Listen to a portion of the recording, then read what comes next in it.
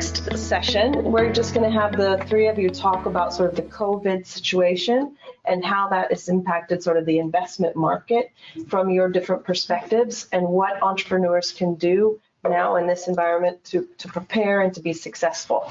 So thank you. It's a really important question. Yeah, I think it's very actual for the day. So, well, I can start a little bit since I'm used to talking now. It's interesting. If you look at the listed market and the way it's reacted, it's as always when these sorts of things happen, it's obvious after it's happened, but it's always a surprise when it happens. And I suppose the market doesn't like uncertainty. And when this pandemic first came, we didn't know what would happen. I mean, what was the death rate? Would this be a complete disaster with sort of 1 in 100 people dying or more? So then you sell. That's the obvious thing. You sell, you hold on to your money. So there were really no investments done in the startup world March, April, I would say, and the stock market went south pretty quickly. As soon as the market realized that, well, hang on a second, the death rate's not that bad actually. I mean, it's horrible, but from a sort of systemic point of view, it's not going to break down society. It's 0.01% or something like that. And so we're going to get through this. It's just a matter of time. And the market is forward looking. So then everyone started buying into the market again. And I think that also changed the sentiment for the unlisted market, because when people started to believe in the future again, and they proved it by going into the stock market, then that changed the sentiment in the entire investment market. And that saw money pretty quickly, surprisingly quickly, flow back into startup companies, which was obviously a relief to see for us anyway. Is that what you found too? Yes, I totally agree. Do you? Yeah, I agree too. In the beginning, in March and April, we had a lot of costs from startups, and of course, everyone else who has a business was affected by Corona. And the startups, the investors, they pulled out. But in the long run, I think it was because Almi received Brygglund from the government, extra funding for the companies that had the hard times. But I think it was only 3 or 4 startups that got the loan. Wow. Yeah. And that was in the spring. Now it seems, well, it's business as usual in the startup sector. Yeah, there are probably some sectors that are suffering in certain industries, obviously, that are hospitality, for example, travel. Yeah. But and then there are other sectors that are having a best time ever, like in the life science companies, for example, they're having a lot of success. And I guess it's people are more used to investing in life science now. They see COVID sort of scares them a little bit, and then they're more inclined to invest in things that save people's lives. Probably. I would like to add, though, that it's really different also within these industries in exactly what you do.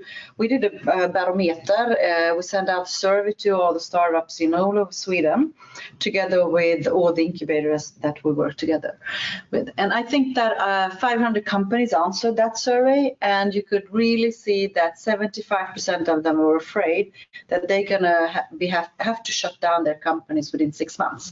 That 6 months has just passed, so that was around March, April, and now we're just after that, and we can actually see that the 75% of the startups have not shut down their businesses, and that's thanks to the stock markets going up again. It's thanks to the business angels starting to invest again, and just like you both said, they maybe started to stop everything in March, but then they really, we can see some of them actually not being on the stock exchange either, even though it goes quite well.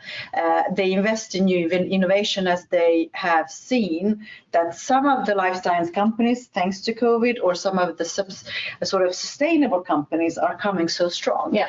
So these are changes in our society because of the pandemic and because of everything else. So they are really keen investing in clean tech, in green tech, tech in new types of food. So food tech is blooming, and there's so many changes that you can see in these companies. And one important bit might be also the digitalization, of course. Everyone is on it and working in those areas, of course. Yeah, no, I think digitization was happening anyway, but this has accelerated, and that's very positive for the whole world. I think that's a whole new way of effectiveness in doing business. And some company, we have a VR company doing VR meetings for companies, and they're just signing up one Fortune 500 after the other during this pandemic. It's like the best thing that's happened to them. And those companies have probably kept their valuations. They have probably raised more capital. But then we have everyone else, sort of. And I think that we should acknowledge also that it's been tough for some of the companies, yes, I guess. You and I, we talked about it yesterday too. And we can see that some valuations has been maybe halved or even lower than that. And if people really needed to raise money for the companies in this situation, they're being quite diluted, unfortunately. They have to be more creative. And exactly, in how to, and maybe some people could actually postpone their investment sort of round so they can wait a while instead. I guess that some people have done that, try to survive in the best way. And of course, in this field, you never know when it comes back. So now we're, of course, hit by the second wave. So we still need to think about in all our companies, okay, what do we do now? And maybe we should also talk to the audience about this.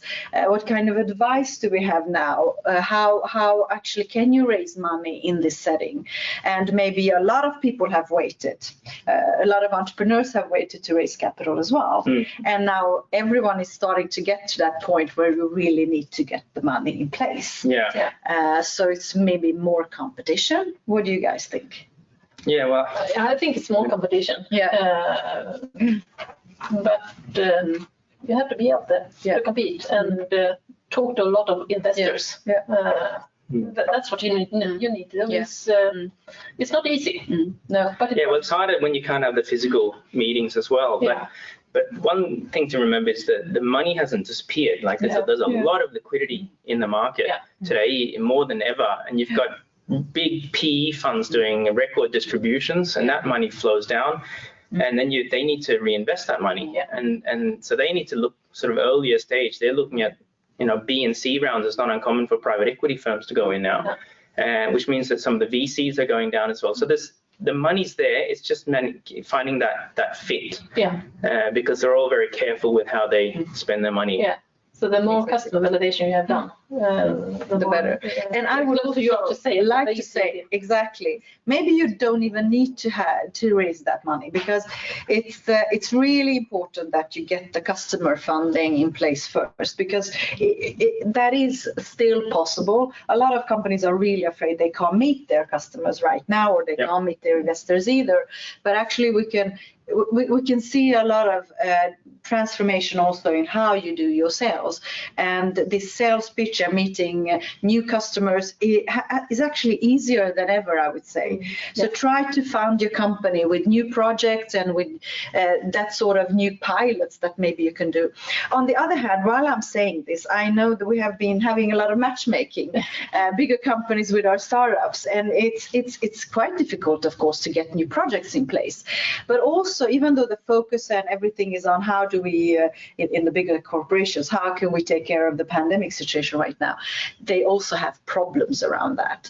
So they're much more open in how can we secure that we can get out of the pandemic in a good way. What is the next step that's going to come in? So don't be afraid about that. Just call them again, and people have time, maybe much more today than they have before, because they're not traveling. It's easier to meet a lot of both investors and customers, since everyone wants to meet on video. So you don't need to travel to Stockholm 2 times a week. Whatever. Yeah, and you save so much money. I mean, that's what we're seeing. The travel budgets are looking pretty good now in our startup community. So at least they can save some money. Yeah, exactly.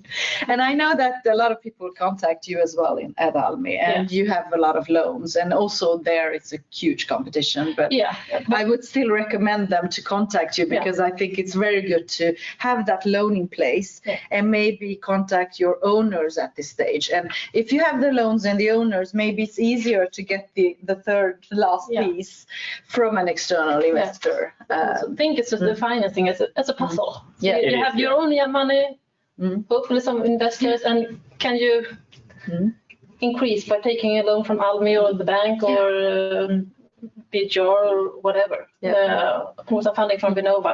You have to, a lot of small pieces help you along the way. Puzzle it together in some way, Yes. Yeah. Well, great. Thank you so much for answering that question and talking about the COVID situation and how that's impacted sort of investment market and startups. And I wanted to thank you also for joining us here today. I think the information you shared is very relevant. So thank you so much. Thank you. Good luck, everyone. Good luck.